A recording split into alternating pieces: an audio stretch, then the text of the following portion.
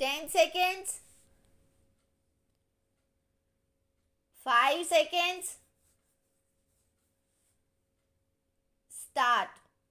Madam, with regard to free and compulsory education, I would like to say that the states which are giving free education have not realized, and the center also has not realized, that merely not charging fees does not mean giving free education.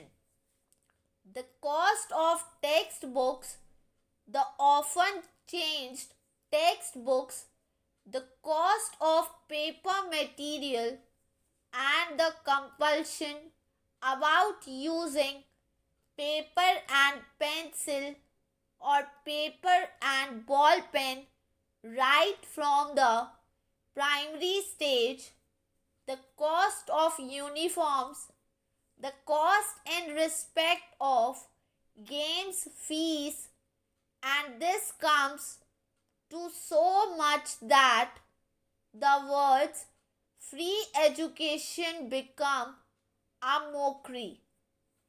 It is much better to say that the government is not giving free education. The same is the state of affairs about scholarships.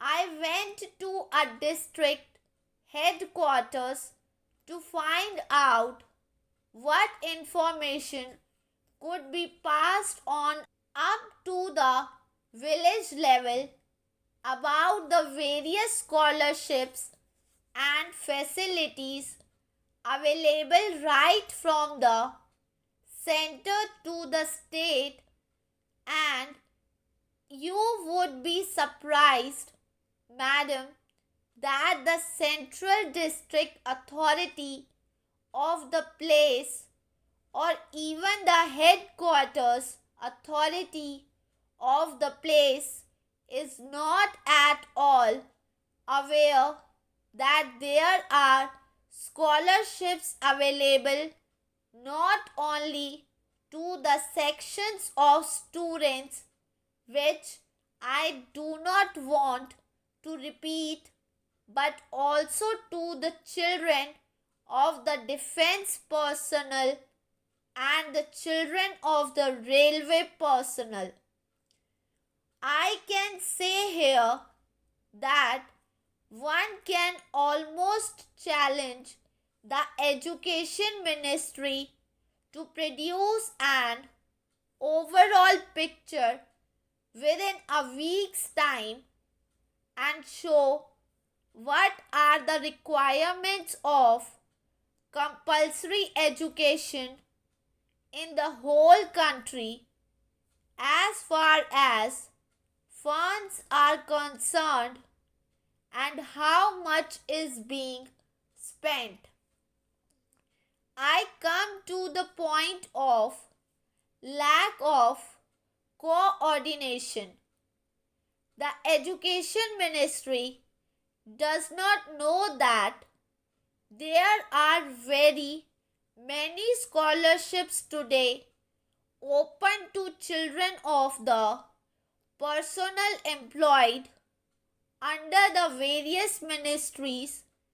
For example, the defense ministry, the railways, the labor ministry, and various other ministries of that type.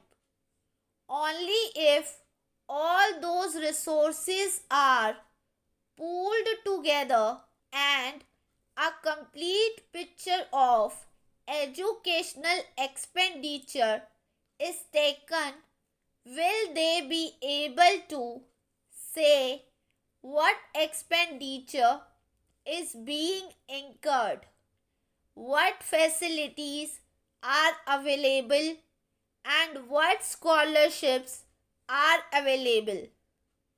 I would therefore like to say that it was very heartening to hear only this morning on Doordarshan that the Prime Minister had reiterated that there would be no reduction in the expenditure on health and education because these are very important organs of development of our nation.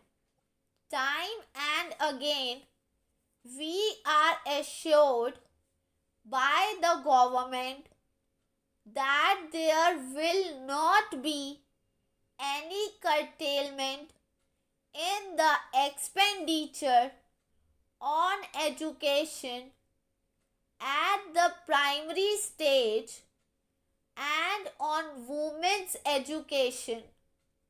But if you look at the budgets made available to the Social Welfare Board, to the National Council for Women's Education, and to various other agencies too, you will find that there is drastic curtailment.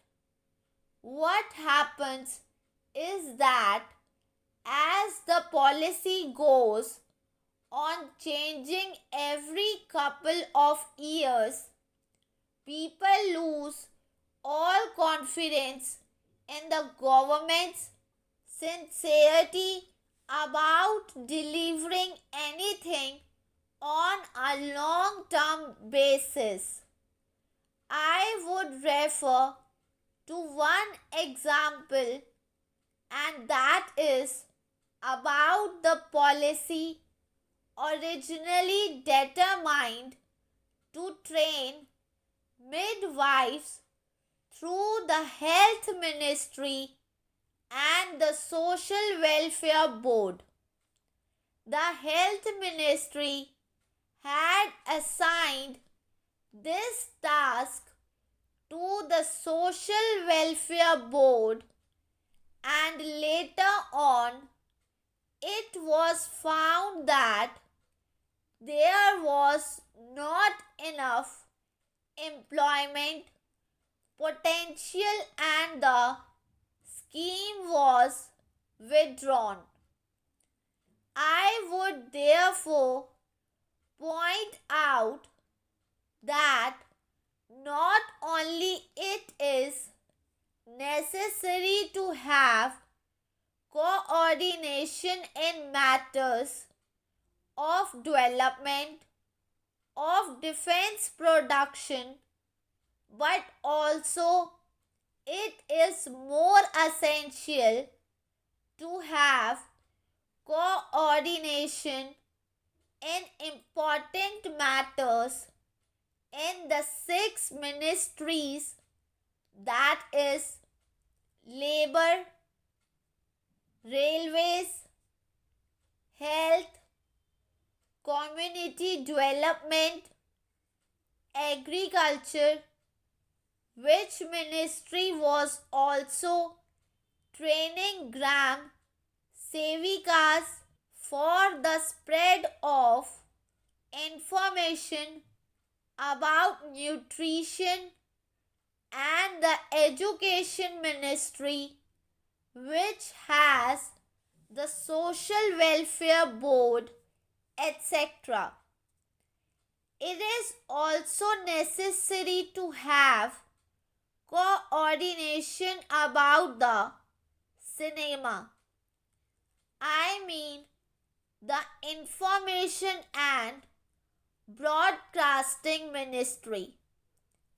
People do not realize what an important part that ministry is playing and can play in regard to education. Also, that ministry does not know what havoc It is playing because it is a very lenient about censorship. And for what?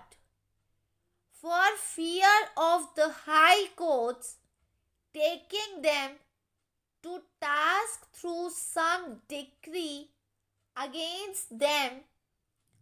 Let them do whatever they like.